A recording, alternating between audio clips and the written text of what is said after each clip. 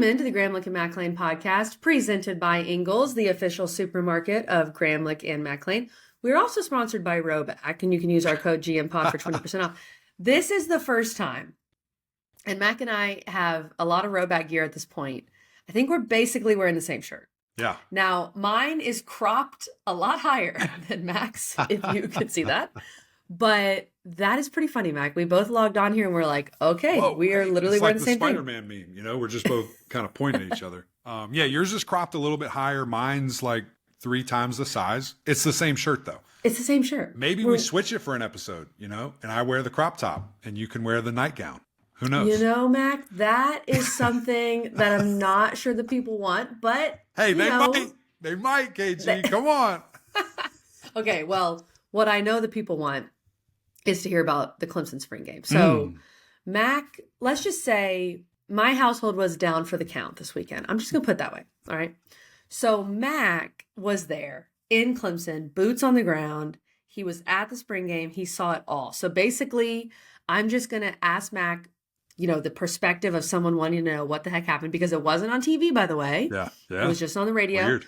So, let's just start overall thoughts. I mean, you and I were talking about this a little bit before we came on, that the crowd maybe wasn't as big. And part of it is it's not really a game anymore, right? It's a lot more of a practice. So just tell us more about like the overall vibe with that, Mac. Yeah, you know, it's really interesting. I'm going to back it up even further than that really quick, KG, because you mentioned it wasn't on TV, which means I'm there for fun. I'm there as a fan. I get to be a husband, a dad, a former player.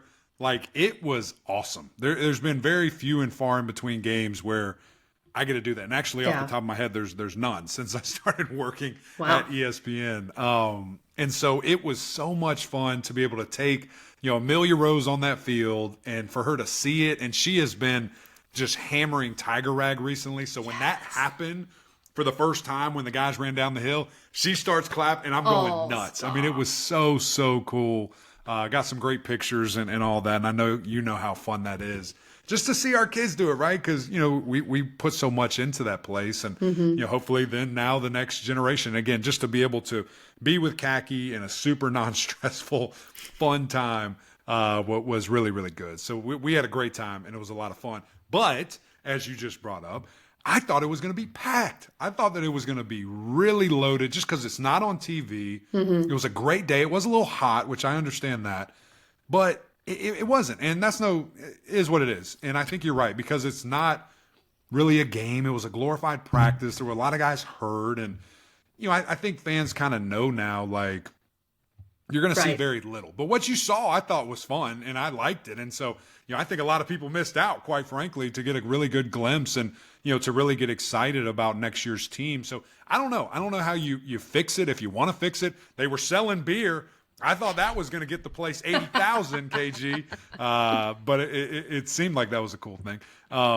It's cool from my perspective. We need to get Graham Neff back on. There's some stuff we need to talk to him about. Well, Mac, that's a whole new quite world. A few things. It is a whole Clemson new world. is selling beer. I never thought it was us. Let me tell you this: day. It was us and the Mormons holding out, and we finally the Baptists and the Methodists. We broke away from the Mormons, so we're good. We're drinking beer in the games.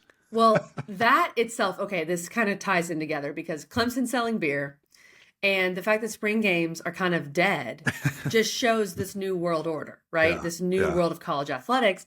And a lot of it is, Mac, like, you don't want to obviously you don't want your game on TV. You don't want people seeing the tape. You don't want people going after so-and-so in the portal. I mean, it's a whole new world. So, you know, it is different now, and I get that. But I still think fans do want to see some of these players. Right. They want to see even like just see a glorified practice. A lot of fans are interested in that.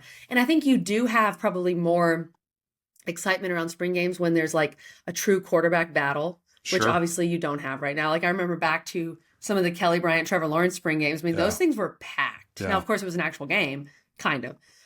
But I think you have that too, Max. So I'm guessing we didn't learn much from a quarterback perspective. Did you have any thoughts on what you saw there? Well, really, and this will, I'm going to tie in some practice thoughts too, because I was able to see some of those things. Cade looks bigger, you know, which I think is impressive just since, you know, we saw him last playing against Texas. He's the guy, you know, and it's very clear, You understand this is his team. This is his offense. Not that you maybe didn't think that last year, but it's just in a whole nother stratosphere right now. And I think back to, where we thought this team would be. And really, people, I'm going to bring this up and remind people, after the spring game last year, Pearman was the guy that people were like, is he our quarterback? Is he the guy? Yeah, Cade didn't look great. Cade didn't look great.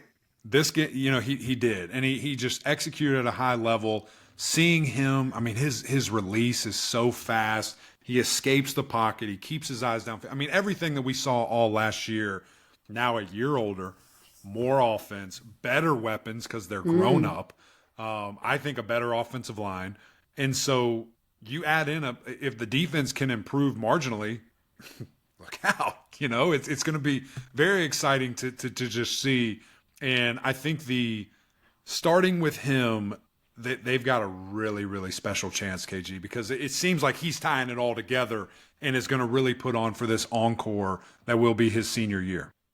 I mean, you're looking at the Heisman favorite at this point, which is, crazy. If you had told people that right after the Georgia game last year, I think people would have been a bit confused. I think he's the best quarterback in college. And, you can say Jeremiah Smith is the best player in college football, wide receiver at Ohio State. You can say, Caleb Downs is the best player, safety at Ohio State. There's a trend here.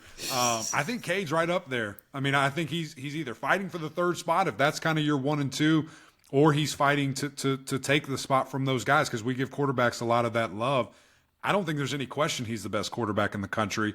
The stats and everything he's done bring that up and prove that. But also, again, the natural steps that we're going to see, from this guy going into his third year as a starter in the same offense now, it's going to be really fun. And with the weapons, as you mentioned, Matt. It's a big piece. Let's talk about the wide receivers, because I know you were very excited. I know quite a few guys in non-contact jerseys, which frankly, they all should be, okay? We've seen what's happened with Clemson wide receiver group, so I'm good with that. But Tristan Smith, he showed something a little bit there, the SEMO transfer.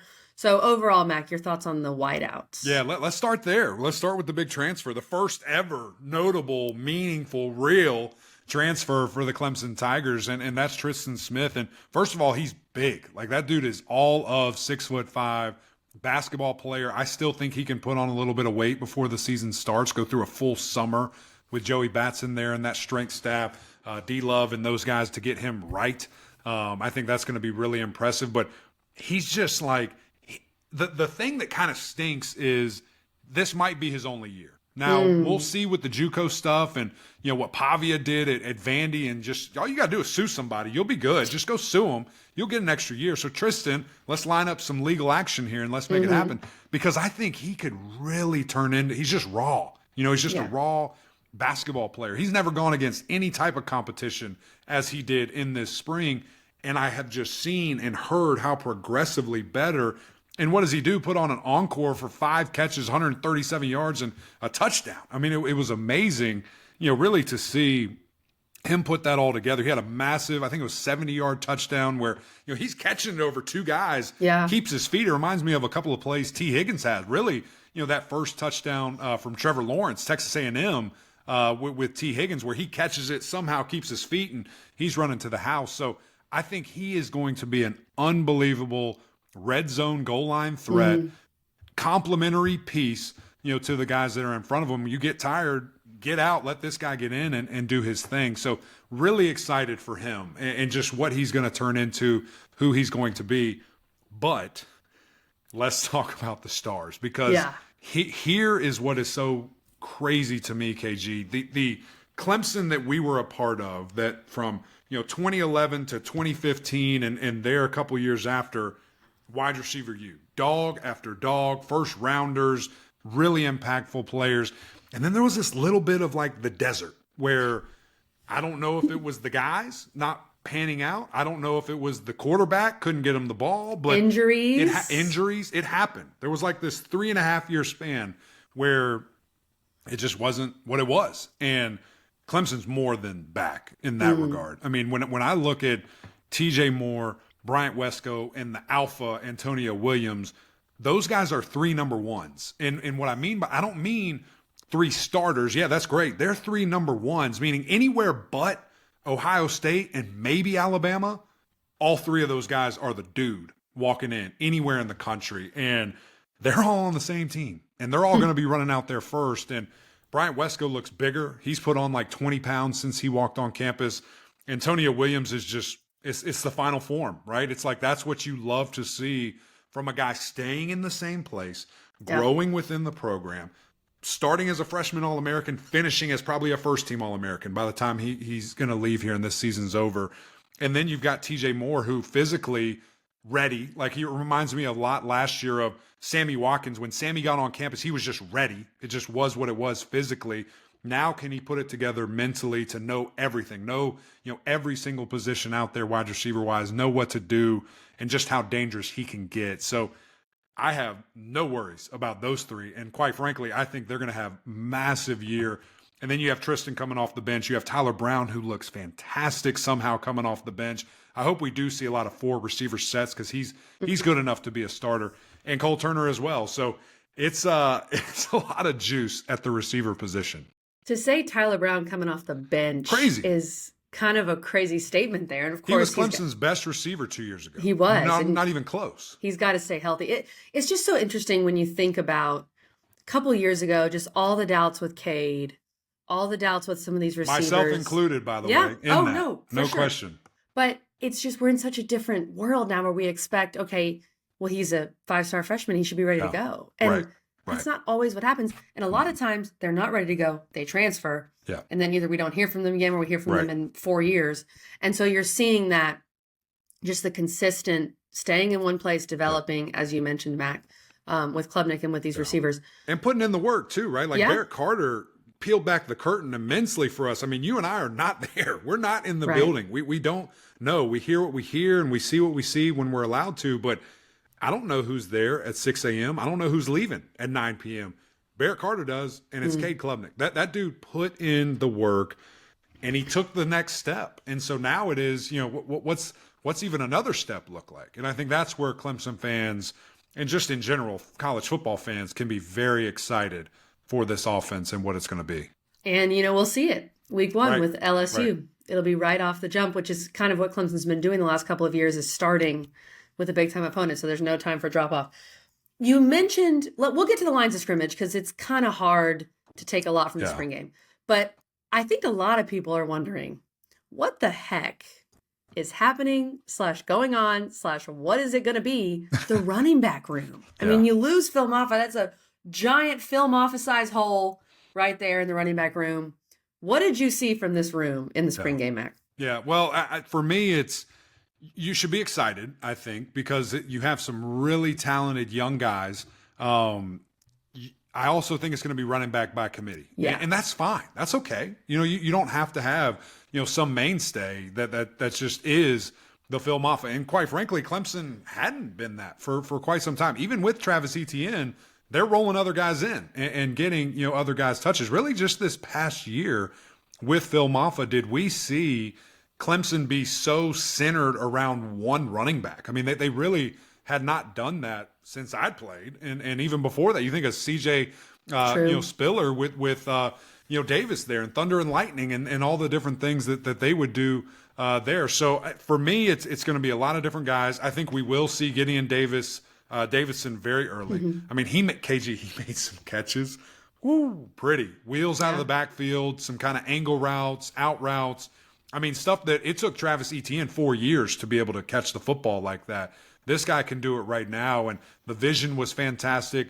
Everything that I've heard and the limited things that I did see from Adam Randall, he looks like he is completely bought in and is taking steps. And that's so interesting. It is. But the patience, the cuts, the vision, like the instincts are there, but now understanding, hey, I can't just grab it and go.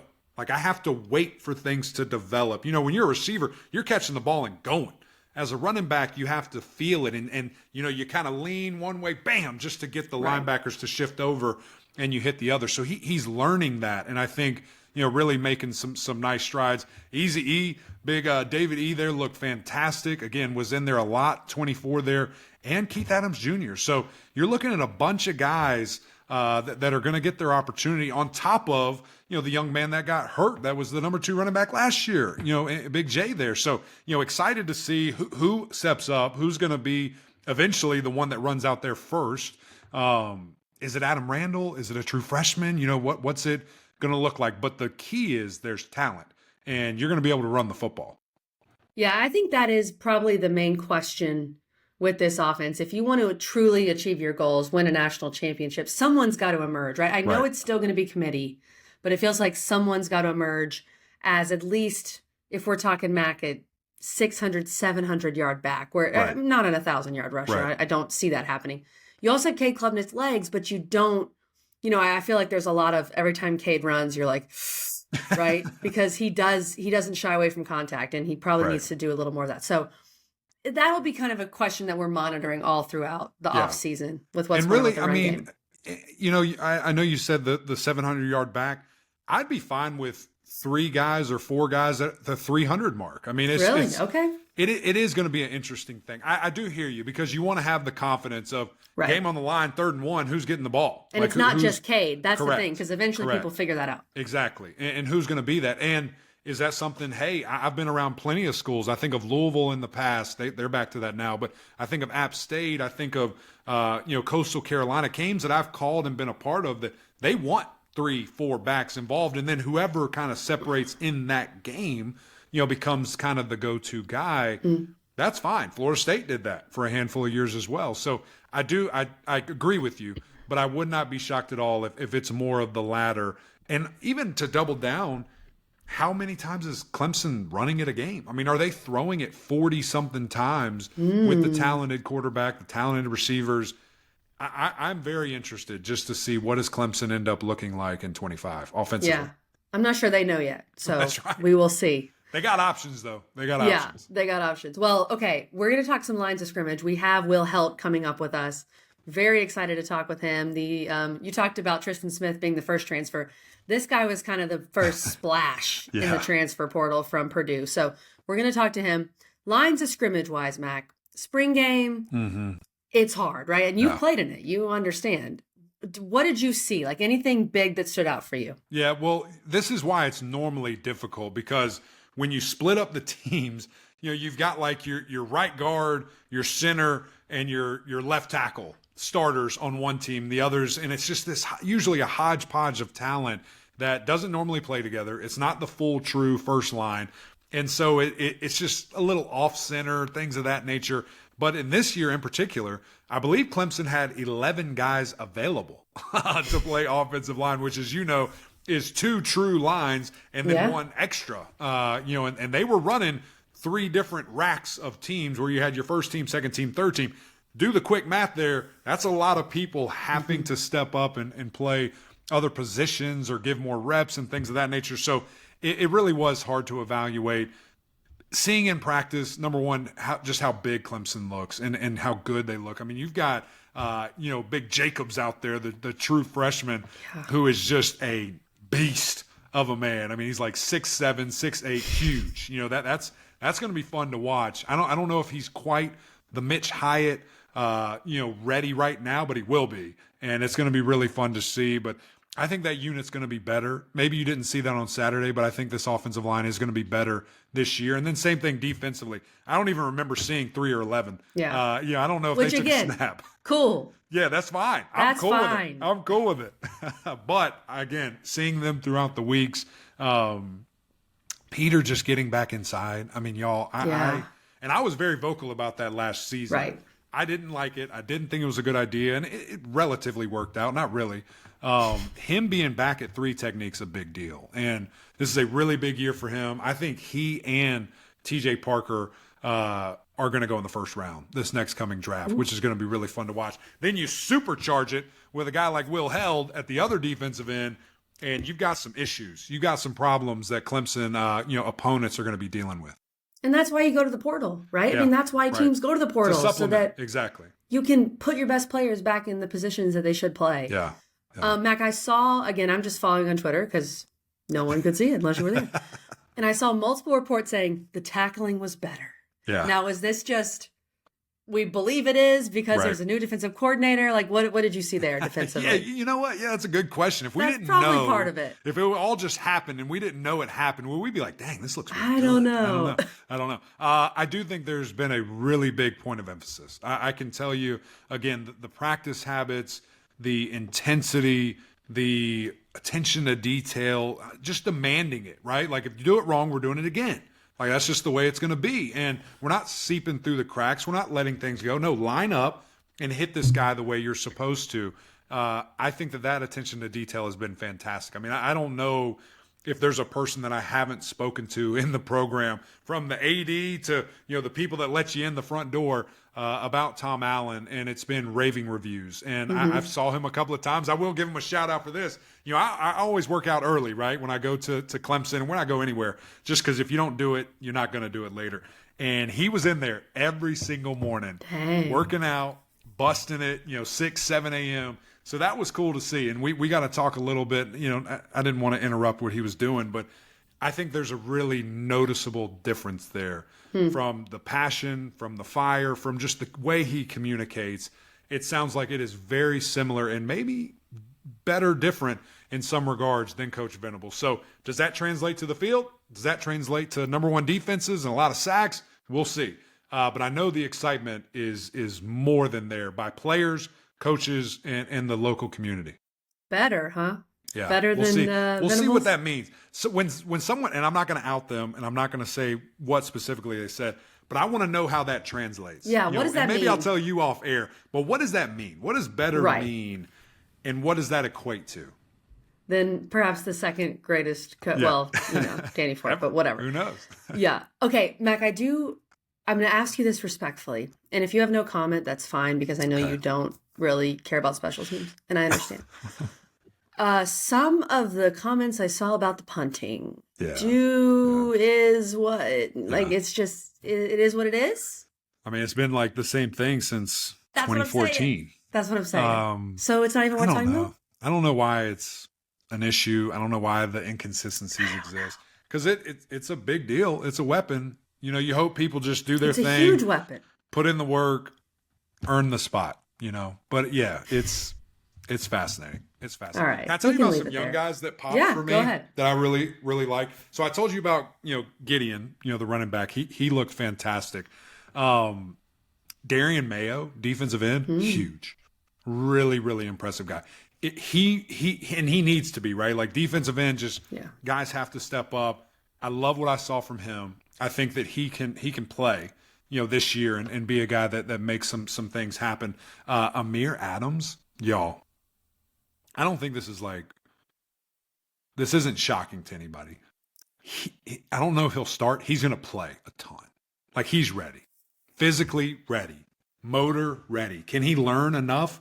We'll see. But as we've said many times before, KG, I think the two easiest positions to play the earliest, running back, defensive tackle. And Clemson has two superstars, young boys at both. Really, really impressed with what I saw from him. And I think those three, if they can step up to what I think they can be, Clemson's going to be in a really fun spot. Really fun spot. I like it. That's good insight, Eric McLean. Nice work. Doing the work for the pod. It was cool. I try to help out. Yeah, you're just doing that investigative work. Mac, it's kind of crazy because we're releasing this Monday, April 7th. So tonight is the men's basketball national championship game. Now, it is on at, I believe it starts at 3 a.m. I'm going to double check that. Well, it's listed as something else, but it's listed as one thing, but then it will not start till 3 a.m. Why do they do this? Okay, so point is, I don't know. Not only will you need to get the dinner spread from Ingles and some snacks, you're going to need like the midnight snack. I mean, you're going to need double the snacks just to stay up and watch Houston, Florida, which again, Duke choking. Oh my goodness. We don't have time for that. But you got to stock up, people, and you got to head to Ingles because this game is starting at 3:20 a.m. Yeah. I think most of them also have Starbucks inside, most of the Ingles. There's a really great That's one of my favorite synergy features. Right there. Load up on the Starbucks too. So, all right, KG, this was fun. Sorry we spoke so long, guys. We have to get to our great guest, Will Heldt, who, again, coming to Clemson, going through his first spring game, his first really of everything here in Clemson, and he was fantastic. This was such a great interview. You're going to love it. Here's some insight from defensive end Will Heldt. Did you know that Ingles sells more organics than any other store? Or that they run their own dairy? Or that they only serve USDA choice and prime meat? Did you know that they have more local craft beer than any place else? Or that they have Energy Smart stores? Or that they professionally slice and package imported cheese from Europe? Did you know about their giant international aisle, local farm partnerships, curbside pickup, wine department? Or that they donate 3,956 meals a day to local food banks? Well, now you do. It's all in the bag. Ingles, low prices, love the savings. Will, welcome to the podcast, brother. I have been very excited about this to get you on here because this is a little bit of history for Clemson and bringing in a star-studded transfer like yourself. And I know when it happened, the country was relatively put on notice, but you've gone through some winter workouts. You've gone through spring ball. How's everything going? How you doing, brother? Yeah, it's been awesome. I'm really happy to be here. Really enjoying the guys and just the program and really starting to integrate myself, and I'm really enjoying it and having a lot of fun. Yeah, I think Mac's kind of understanding it well. I mean, you broke the internet in some ways, especially the Clemson internet, because Clemson fans were just so excited, right? So Mac and I are so old that literally the portal wasn't really a thing. I don't think it existed. No, and if didn't anyone exist. transferred, they didn't because they had to sit out, whatever. So can you just walk me through kind of how that process goes? You say I'm entering the portal. Did Clemson call you? Did you reach out to them? Like how did that process go? And let me tell you why we're asking this. We think that like when you say the words, I'm in the portal, like a vortex just opens and That's what sucks we you in. assume. Like that's what me and KG thinks happens. So please just break it down for us. Yeah, not quite that, but there's a little more that goes into it. But yeah, so kind of, you kind of go, the portal opens, you kind of go through your process. Like, do I want to put my name out there? Do I not? First step is to get in contact with compliance. They pretty much put your name out there. You fill out some paperwork, and then boom, your name and your number is officially in what, in my mind, is the void of the portal. Yeah. And so all coaches and whoever wants to contact you can go ahead. And that's where it gets pretty hectic. Your bet. phone starts blowing up, and it's pretty crazy. And what a lot of people don't really realize about the portal versus high school, to me, is just how fast it is and how like quick you have to make your decision. Just because it's not such a drawn out 1, 2, 3 year thing like it is in high school. It's a 2-3 week decision. You're getting on campus and you got to make a decision for your future very quickly. Yeah, and it sounds very overwhelming, and especially the way you just laid it out there. When I think back to all of our high school years, we legit had 2-3 years to go through this process. So what stood out about Clemson to you? Obviously KG and I chose to go there, so we know some of the things, but just in your perspective and kind of, I guess, take us through that. As KG kind of asked, did you reach out to Clemson? Did Clemson reach out to you? What was that like? Yeah, so Clemson reached out to me. Coach Rumpf, defensive end coach, reached out to me first, and then a little bit after that phone call, I got a FaceTime from a random phone number, and I answer it, and it's Coach Sweeney sitting there on the phone. As you can imagine, he's all amped up, but yeah, that was pretty crazy. But yeah, a little bit of why I chose Clemson, just felt like it was the best fit for me across all aspects. I feel like it's the best spot for me where I feel like I get a chance to win and compete at a really high level and compete for a national championship. And obviously, coming from my background, I haven't really won a ton of games, so that was number one on my board. And just want to, as a competitor, just want to go somewhere where I can win games. And from there, it was just a great fit culturally. I feel like I fit in with the guys really well, and I'm really excited about, the guys in the locker room and the guys that we have coming back. And I think we got a good squad. And Will, I saw a quote from you. I think it was on the Two Right Turns podcast. You were just talking about, like, I want to go somewhere where they have a track record of putting guys like me in the league and developing guys like me. So what was it about kind of the defensive line record that you've seen at Clemson that attracted you? Yeah, I mean, obviously, if you just look at the production that they've had, defensive line wise, just across the board, just putting guys and producing guys into the league, but also from there, it's just the coaches that I'm going to be spending, that I have been spending all my time with day in and day out, and between Coach Rumpf and Coach Eason and now Coach Allen, I feel like I'm in a really good position to be coached by the best of the best and guys that have had experience in the NFL, had experience coaching guys, from all shapes and sizes, and I'm really excited about that. Will, one thing that is so fascinating to me, and you brought it up, like integrating in the team, and I felt like I fit. And really, I've talked to, TJ Parker, I've talked to Cade Klubnik, I've talked to Coach Dabo Sweeney, and, some of the obvious leaders of this team. And they said that it was almost instantaneous. As soon as you got there, you took on that leadership role and you challenged other guys and younger guys. And, it's a little bit different, right? Because you're coming here for a reason, for a very specific purpose. How were you so comfortable to kind of immediately impose, your leadership skills? Yeah, I mean, I think a big piece of it is being an older, more experienced guy that spent time in a locker room, in a college locker room, and I think I was just so amped up to get off on the right foot. I really made it an intentional piece for me to just right when I got there, put my head down and work, and just first and foremost let everybody see what I'm about. Because without laying that foundation, I really felt like, guys wouldn't respond as well. But I feel like once guys kind of saw what I was about and, the work I was putting in and, they know my intentions, I feel like guys respond to that leadership better. Yeah, I totally agree with that. And KG, I have to share this story quickly. I was able to go up to Clemson for a little extended weekend for basketball for the Duke and Carolina game. And that was a Saturday and a Monday. The Monday, football was off. And Will, you were in there both days. There weren't many guys, but you were in there both days, and that was kind of our first time, interacting and meeting. So where does that come from? That extra work. Literally, it's not closed. It's always open, but you're not supposed to be there. You don't have to be there, and yet you were putting in the work, taking the extra steps. Where does that kind of come from?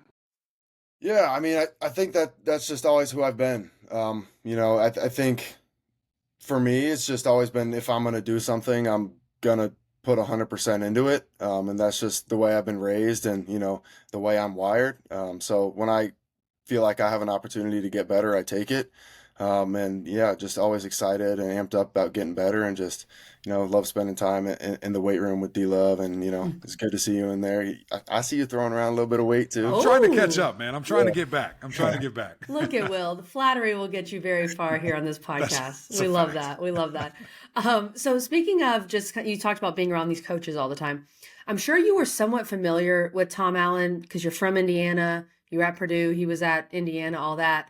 What has it been like to learn from him in just these couple months? We hear he's a loud man. He maybe has his own microphone at practice. What is it like playing for Tom Allen so far? Yeah. So I guess kind of dating back to Coach Allen and I's relationship. So he was one of the first. So when he was at Indiana, they were one of the first programs to kind of recruit me. Obviously, being a guy from Indiana, trying to get the homegrown talent. Yeah, so we've had a relationship going all the way back, and it's kind of crazy to think that him going from Indiana and then me at Purdue, and then it's crazy how the world works sometimes. But yeah, I mean, obviously, you've seen everything from him at practice. I mean, he's extremely energetic. I mean, he brings juice, and the best part to me is where his head is at, and that at the end of the day, he just wants you to be great, and he wants our team to be great, and I just love that from him. Yeah, well, walk us through this spring a little bit, man, because there's some pieces of this team that I think people have really high expectation for. And the defensive line is way up there, especially with, you kind of inserting yourself into this lineup. And, what have you seen from those guys? What are your expectations kind of personally from that unit? And just any given Saturday, what can we expect to see from the defensive line? Yeah, I mean, I too am really excited about, the guys that are coming back and the guys in our defensive line room. You guys know the talent that we have, Peter and TJ, obviously, and then just the depth that we have furthermore from there. And I think just in terms of playing style, you can just expect a relentless motor group. Speaking to the depth that we have, I think that we're not worried to go all the way out on a given play. And we know that our boys got our back. And I think we're just going to be a fast flying around group of dudes that are just going to make plays all over. Fast flying around group of dudes. There you go. I mean, what else could you want there, Will? I'm so curious. A lot of people, because Mac and I Mac obviously played for Coach Sweeney. I've been around him forever and, have played hoops with him. Did not play for him, obviously. But I think the media perception of him is always interesting versus people who actually know him. So for you, I mean, because you didn't have the high school recruiting experience with him, what kind of was your perception? And then has it changed since the random FaceTime call? Yeah, I mean, obviously you see, he's obviously a big public figure, so you see, the things about him on Instagram or whatever. But I think when you really get to know him, you really see where his head's at, and you just know that he's just an unbelievable guy, and you see where his passion comes from. He just loves to invest in young people and help young people, find their path in the world. And I really love that about Clemson and the program as a whole, and just how we're just developing young men, and on the side we play football. But yeah, I mean he's an unbelievable guy, unbelievable character, and he brings energy. So I think that's an understatement. He's always going. I can't ever forget one of the first times I ever met him, and just how different he was from every other coach that I had been around. And I wanted to be a part of that. It was so contagious, and something that you could just really see yourself playing for, somebody you could really see yourself playing for. All right, give us some names, Will. Listen, we're not there every day. We're not boots on the ground.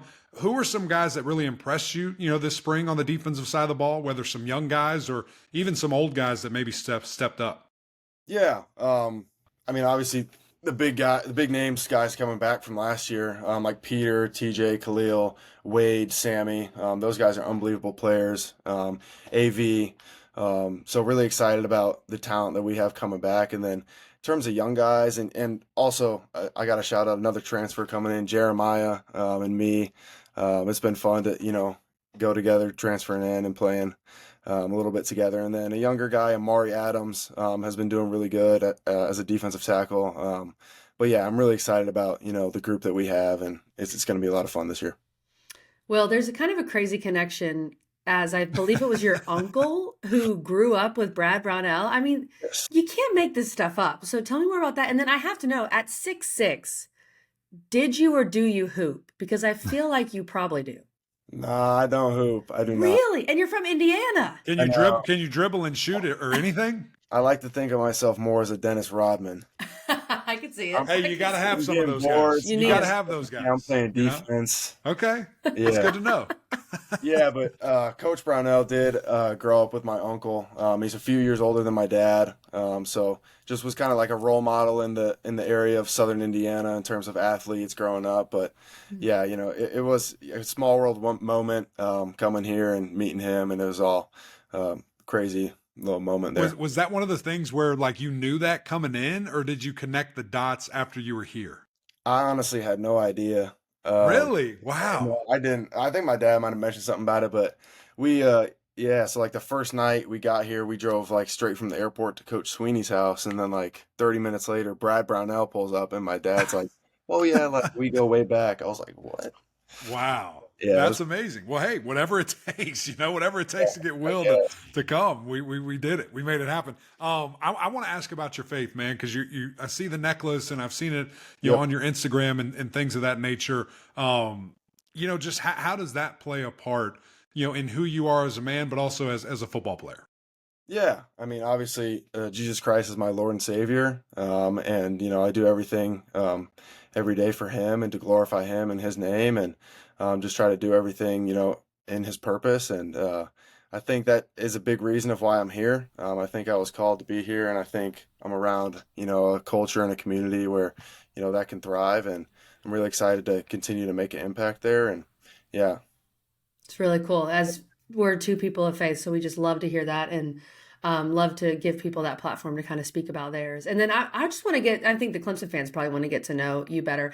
I was maybe perhaps looking at your Instagram, not trying to be creepy. But I think you like the outdoors, what I could tell perhaps, and then maybe a country music fan. Because Mac and I both love country music. So can you elaborate? yeah. So I can give you a few concerts I've been to Okay. recently. I saw Zach Bryan in Knoxville, Wow. Tennessee, so that was pretty cool. And then I saw Riley Green and Zach Top in Indy at the same time, Ooh. so that was pretty sweet. And Big then time. I've seen Zach Brown Band a couple times, but yeah, I do love country music.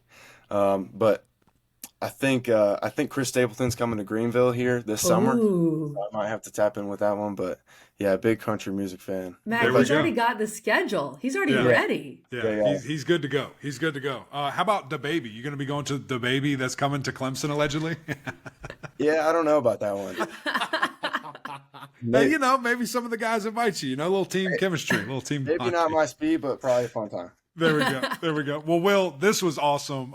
Really great to further this conversation and cannot wait to see, you know, what you specifically do on the field, but all you guys. I think it's going to be a big year for the Tigers, man. So thank you for your time and good luck the rest of the way. Yeah, I appreciate it. Thank you guys for having me on. It was fun.